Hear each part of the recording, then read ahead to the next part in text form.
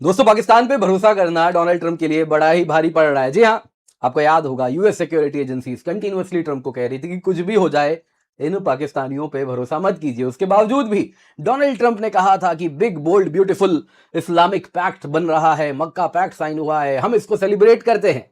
आज दोस्तों न्यूज आ रही है, इसी मक्का पैक्ट में ईरान को भी न्योता भेजा गया है। दोस्तों, ये बहुत बड़ा जियोपॉलिटिकल शॉक है, क्योंकि अब तक कहा जा रहा था ये मक्का पैक्ट प्राइमरीली ईरान के खिलाफ है, लेकिन अब ईरान को भी जब इसका न्योता भेजा जा रहा है तो सवाल पूछा जा रहा है, रियल एनिमी मक्का पैक्ट का है कौन?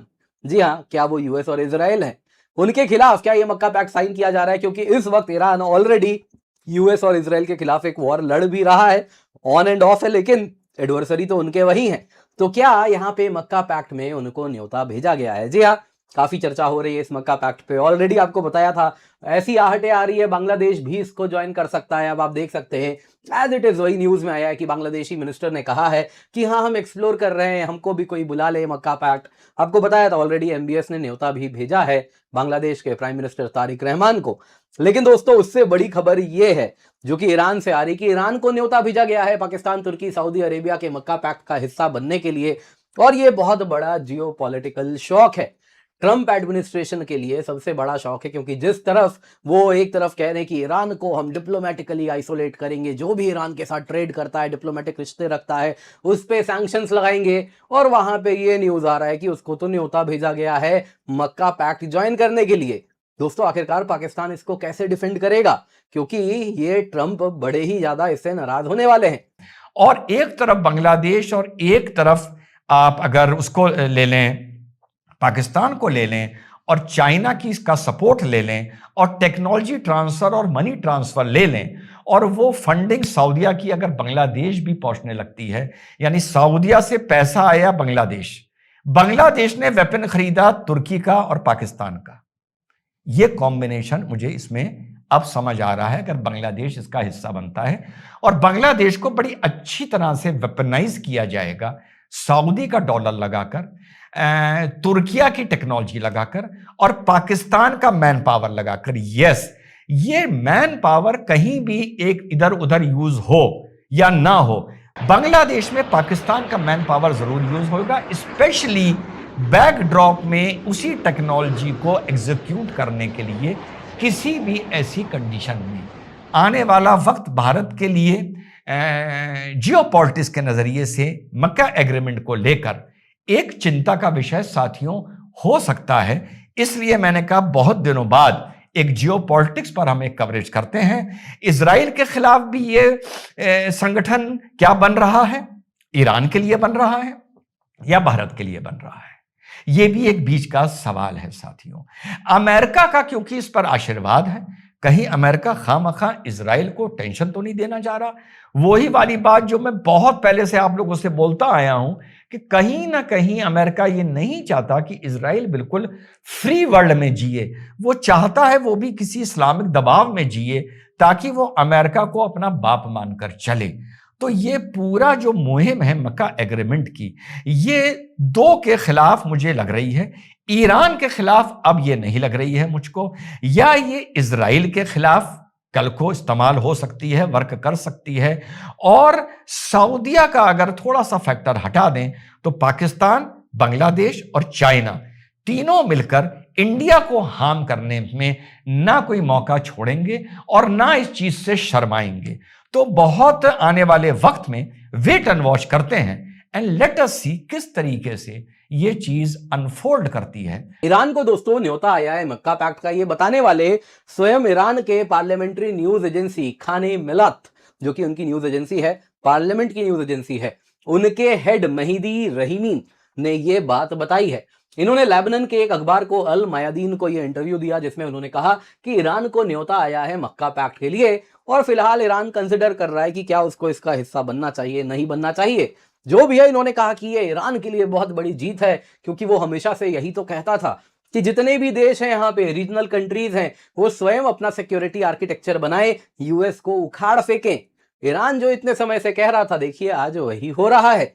हालांकि आपको बता देता हूं, इस वक्त ईरान की फॉरेन मिनिस्ट्री से सऊदी अरेबिया, तुर्की, पाकिस्तान किसी की ओर से कोई ऑफिशियल ना तो एक्सेप्टेंस आया है, ना ही डिनायल आया है। ऑलरेडी दोस्तों इस न्यूज को 12 घंटा हो चुका है, उसके बाद ही हम कवर कर रहे हैं, क्योंकि स्टार्टिंग में तो यकीन मानिए कल रात को ही मेरी बात हो रही थी, मतलब यकीन नहीं हो रहा था कि ये हो क्या रहा है, और ये अगर होगा तो यूएस कैसे इसे अलाउ करेगा, क्योंकि डायरेक्टली यूएस के खिलाफ है। यूएस जो स्पेशल डी डे प्लान लेकर के आया है ईरान के आइसोलेशन के लिए, इकोनॉमिक वॉर के लिए, उन सब के ये पूर्ण रूप से एक विरोधाभास है जो हमको यहां पर देखने मिल रहा है। जो भी दोस्तों, ईरान के फॉरेन मिनिस्ट्री स्पोक्सपर्सन ने पहले भी कहा था, 10 अगस्त की बात है, 7 अगस्त को मक्का पैक्ट साइन होता है, उसके बाद 3 दिन बाद उन्होंने कहा था कि ये हमारे खिलाफ नहीं है, हमारे लिए there is no reason for concern, चिंता की कोई भी बात नहीं है। और अब कुछ वही इशारा भी हो रहा है। दोस्तों यहां पे अब सवाल पूछा जा रहा है, ये मक्का पैक्ट किसके खिलाफ है? क्योंकि जब मक्का पैक्ट साइन हुआ था तो यही इंटरप्रिटेशन आ रहा था कि देखिए ये ईरान के खिलाफ एक डेटरेंट है, कि ईरान जो सऊदी में हमला किया ना करे, ईरान के जो प्रॉक्सीज हैं हूथी वगैरह सऊदी एनर्जी इंफ्रास्ट्रक्चर पे हमला कर रहे हैं, उसके खिलाफ एक डेटरेंट बना रहा है सऊदी। लेकिन वो तो ईरान के खिलाफ था, अब ईरान भी जब इसमें हिस्सा बन जाएगा तो ये पूरा स्ट्रेटेजिक लॉजिक फेल हो जा रहा है। तो क्या ये यूएस और इजराइल के खिलाफ है? क्योंकि एंड ऑफ द डे इस वक्त अगर आप देखें तो ईरान एक्टिवली यूएस और इजराइल के खिलाफ लड़ रहा है। तो यहां पे ये पैक्ट यदि किसी को ईरान वॉर में शामिल करेगा तो वो ईरान के तरफ से सऊदी, तुर्की, पाकिस्तान को करेगा। तो क्या यहां पे हो रहा है? जी हाँ, अगर आप देखें तो ये पैक्ट आया था, उसके पीछे एक चीज तो बड़ी क्लियर थी कि जो अमेरिकन गारंटीज थे कि वो सिक्योरिटी प्रोवाइड करेगा इस पूरे इलाके को, वो अपने आप में सफिशिएंट नहीं है। ईरानियन ऑफिशियल्स ने भी कहा था कि देखिए ये जो पैक्ट है इसलिए आया है क्योंकि सऊदी डिसअपॉइंटेड है वॉशिंगटन और इजरायली एक्शन से, इस वजह से इस प्रकार का पैक्ट आ रहा है। लेकिन अब इसमें ईरान को शामिल कर लेना ये पूर्ण रूप से यूएस सेंट्रिक आर्किटेक्चर को, जो कि इस इलाके में नेट सिक्योरिटी प्रोवाइडर यूएस रहा है, उसको डाइल्यूट कर रहा है। और यहां पे मुस्लिम मेजॉरिटी सिक्योरिटी फ्रेमवर्क उभर रही है, जो कि वेस्टर्न प्रेशर में आसानी से नहीं आएगी अगर ये पैक्ट जो बोलता है वो अचीव करने का प्रयास करे। दोस्तों एक चीज दिख रही है कि अगर आप देखें तो ब्रॉडर कंसोलिडेशन दिख रहा है हमको मुस्लिम वर्ल्ड में, जिसमें अगर आप देखें तो तुर्की ऑलरेडी कह रहा है कि इसकी मेंबरशिप एक्सपैंड कर देंगे, बांग्लादेश उधर से उछल रहा है कि हमको ले लीजिए जनाब, हम भी आएंगे। दूसरे तरफ अगर आप देखें तो इजिप्ट भी कह रहा है, इजिप्ट को भी ऐसा तुर्की ने ऑफिशियली कहा है कि इजिप्ट भी इसका हिस्सा बने।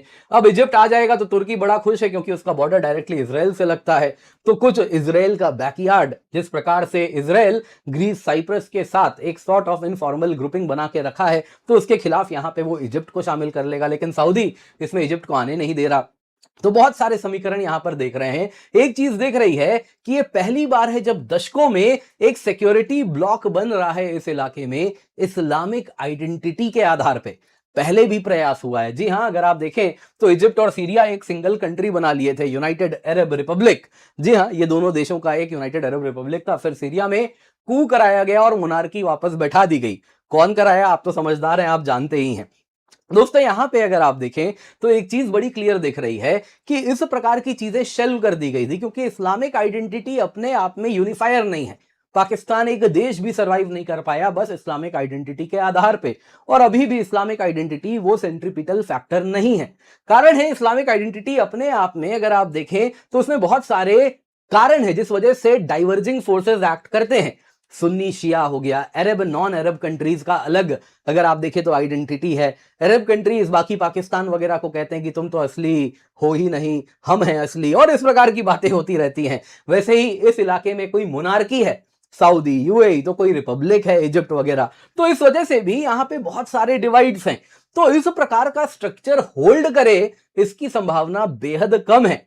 लेकिन जो भी है दोस्तों, एक चीज अगर हम सीएफआर की बात करें, काउंसिल ऑन फॉरेन रिलेशन, वो कह रहा है, ये मक्का पैक्ट ये बता रहा है कि जो US led middle east order था, यूएस जिसमें नेट सिक्योरिटी प्रोवाइडर था, उसका अंत शुरू हो चुका है।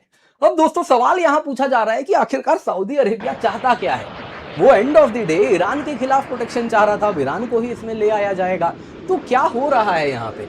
देखिए सबसे पहले एक बात समझनी होगी, ये मक्का पैक्ट और कुछ नहीं है, बस और बस सऊदी का इंश्योरेंस है। वॉशिंगटन से वो डिवोर्स नहीं कर रहा है। आज भी रियल क्राइसिस होगी तो वो अच्छे से जानता है ये कुछ काम के नहीं है, जाना उसको यूएस की ही गोद में बैठना है। तो रियाद अच्छे से जानता है, वैसे ही तुर्की भी जानता है कुछ होगा तो नेटो ही काम आएगा, पाकिस्तान भी जानता है चाइना ही काम आएगा। तो सबको क्लैरिटी है, लेकिन बस जॉइंट पोस्चरिंग की जा रही है। दोस्तों यहां पे यूएस ने सऊदी पे दबाव बनाया था कि आप अब्राहम अकॉर्ड्स ज्वाइन कीजिए। अभी रिसेंट की बात है, वॉर के बाद और ज्यादा रिसीव पीरियड की बात है कि आप अब्राहम अकॉर्ड्स ज्वाइन कीजिए, इजराइल के साथ रिश्ते नॉर्मलाइज कीजिए, तो ही आपको हम अपना सिक्योरिटी गारंटी दे पाएंगे, नेटो जैसा सिक्योरिटी गारंटी देंगे। अब दोस्तों सऊदी अरेबिया ये कैसे करे?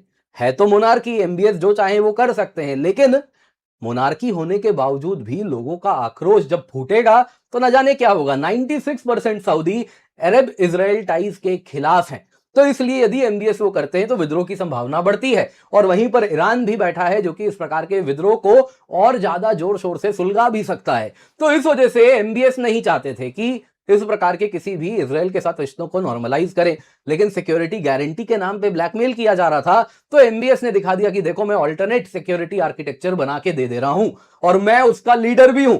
जी हाँ, मक्का पैक्ट मक्का में ही साइन करवाया गया। यह दिखाता है कि सऊदी अरेबिया ने यह प्रूव किया कि मैं कैपेबल हूं इस पूरे इलाके में नया सिक्योरिटी ऑर्डर बनाने के लिए। अब दोस्तों यहां पे क्या ईरान सच में ज्वाइन कर लेगा? देखिए एक बात जाननी होगी, अब तक कोई ऑफिशियल कंफर्मेशन नहीं आया है, तो हो सकता है ये इंफॉर्मेशन वॉरफेयर के अंदर ईरान कर रहा हो, नहीं भी हो सकता है, हो भी सकता है कि सच में न्योता आया हो। लेकिन अगर ईरान को सच में न्योता आया है और अगर ईरान ज्वाइन भी करता है या इस तरफ इशारा भी कर रहा है जो वो ऑलरेडी कर रहा है, तो यूएस का सिक्योरिटी कैलकुलस पूर्ण रूप से बदल रहा है। यहां पे अगर आप देखें तो इस वक्त ये दिख रहा है कि यदि कोई भी फ्यूचर यूएस मिलिट्री एक्शन होता है तो ईरान के खिलाफ, जिसकी संभावना बहुत अधिक है, कल को कब गोलाबारी शुरू हो जाए यूएस ईरान के बीच में कोई बड़ी बात नहीं है, वीडियो में रिकॉर्ड कर रहा हूं, उस बीच वहां पे गोलाबारी शुरू भी हो जाए, तो यदि इस सिक्योरिटी गारंटी के बाद ऐसा होता है तो इसका मतलब है यूएस के जो 3 अलाइज हैं, 3 पार्टनर्स हैं, जिसको ट्रंप वाहवाही कर रहे थे, वाह क्या सिक्योरिटी पैक्ट साइन कर लिया है, वो तीनों यूएस के खिलाफ हो जाएंगे, एटलीस्ट ऑन पेपर। ये बंद जाएंगे कि हम मदद करेंगे। तो दोस्तों यहां पे एक चीज दिख रही है कि यूएस के लिए बहुत बड़ा पीछे हटने वाली बात हो रही है और इस तरीके से ईरान का इंक्लूजन ईरान को लेजिटिमाइज करता है। जो यूएस कह रहा है आज एक बहुत बड़ा यूएस सैंक्शन पैकेज आने वाला है ईरान के खिलाफ, उस तरफ जब इस प्रकार की न्यूज आती है तो यह दिख रहा है कि ये तो यूएस स्वयं पीछे हट रहा है, ईरान फ्रंट फुट पे है और US sanctions, US military poster कोई बैकर नहीं है उसका। ये दोस्तों यूएस के लिए बहुत बड़ा, अगर आप देखें तो पीछे हटने वाली बात है। इसके सिवा अगर ऐसा होता है तो यूएस शांति से तो देखिए नहीं बैठेगा, रियल पुशबैक यूएस की ओर से आएगा। इन सभी देशों पे सैंक्शंस, थ्रेट, डिप्लोमेटिक प्रेशर ये सब बना रहेगा कि इनको, ईरान को इन सब से दूर रखा जाए। तुम लोग आपस में पैक्ट खेलो, ईरान को इसका हिस्सा मत बनाओ। तो क्लियरली दोस्तों ये होता हुआ यहां पर दिख रहा है। लेकिन दोस्तों ओवरऑल इंडिया के लिए इसमें क्या है और ये पैक्ट में कितनी जान है? देखिए इस वक्त ये पैक्ट सिंबॉलिक है, एक्चुअल में इसमें कोई सब्सटैंटिव पावर है नहीं। एंड ऑफ द डे आपने कहने को साइन कर लिया, तुम्हारे ऊपर वॉर, मेरे ऊपर वॉर, लेकिन क्या आपका कोई इंटीग्रेटेड कमांड है? क्या आपके पास कोई ऑटोमेटिक आर्टिकल 5 टाइप ट्रिगर है कि वॉर हुआ तो कुछ चर्चा नहीं, सीधा आ जाएंगे? नहीं, बड़ा क्लियर है, हर केस को केस बाय केस बेसिस पे डिसाइड किया जाएगा, रिस्पॉन्स आफ्टर कंसल्टेशन होगा। मतलब कोई किसी के लिए नहीं आने वाला है। बात बड़ी क्लियर है, म्यूचुअली इनकम्पैटिबल प्राइमरी थ्रेट है। अगर आप देखें तो ईरान का थ्रेट कौन है? सऊदी अरेबिया है। ईरान को ही इसमें लेकर के आ रहे हैं, तो कौन किससे लड़ने वाला है? पाकिस्तान के लिए कौन थ्रेट है? इंडिया है। सऊदी अरेबिया के लिए क्या इंडिया थ्रेट है? क्या तुर्की के लिए इंडिया उस प्रकार का थ्रेट है कि वो अपने फोर्सेस भेजेगा? बिल्कुल भी नहीं। हाँ, वो खाली अगर आप देखें तो पाकिस्तान को डिप्लोमेटिक मदद देगा, मिलिट्री नीड्स जो चाहिए वो जरूर दे सकता है, लेकिन क्या उसके लिए वो लड़ने आएगा? वैसे ही आप तुर्की के लिए देखें तो कौन उसका सबसे बड़ा थ्रेट है? इजराइल है, कर्डिश ग्रुप्स हैं। तो क्या उस तुर्की के इजराइल के साथ जब लड़ाई होगी तो क्या सऊदी आएगा बचाने? क्या पाकिस्तान आएगा? तो पूर्ण रूप से इनकम्पैटिबल है। लेकिन इसमें हमको एक बात जाननी होगी, आज अगर आप देखें तो ये केवल और केवल जो मक्का पैक्ट है भारत के लिए एक डिप्लोमेटिक इरिटेंट है और कुछ नहीं है, कोई इमिनेंट मिलिट्री थ्रेट नहीं है। लेकिन जो ट्रैजेक्टरी है, ईरान को इसमें ले लेना, बांग्लादेश, भारत का ईस्टर्न फ्लैंक वो भी इसका हिस्सा यदि बन जाता है, तो जो ट्रैजेक्टरी है वो ये दिखा रही है कि हमको क्लोजली इसे वॉच करना पड़ेगा, क्योंकि हर एडिशन से कहीं ना कहीं भारत के नेबरहुड में जब एडिशन हो रहा है तो इसके स्पिल ओवर्स हर जगह होंगे। इस्लामिक आइडेंटिटी पर अगर एक पैक्ट बन रहा है तो इस्लामिक आइडेंटिटी जो कहीं ना कहीं आप अगर देखें तो इसके स्पिल ओवर्स भारत में भी हमको देखने मिलेंगे, अलग अलग रूप में देखने मिलेंगे। पाकिस्तान, बांग्लादेश, आईएसआई, डीजीएफआई एक्सेस है जो कि आतंकवाद से लेके रेडिकलिज्म से लेके हर चीज को बढ़ावा देगा, तो बहुत सारे हमारे ऊपर स्पिल ओवर्स आएंगे। इसके सिवा आने वाले दिनों में यदि इसमें कुछ इस प्रकार का आर्टिकल 5 स्टाइल ट्रिगर आ गया, कोई इंटीग्रेटेड कमांड आ गया, तो मतलब है कि हमारे लिए बड़ी समस्या हो सकती है।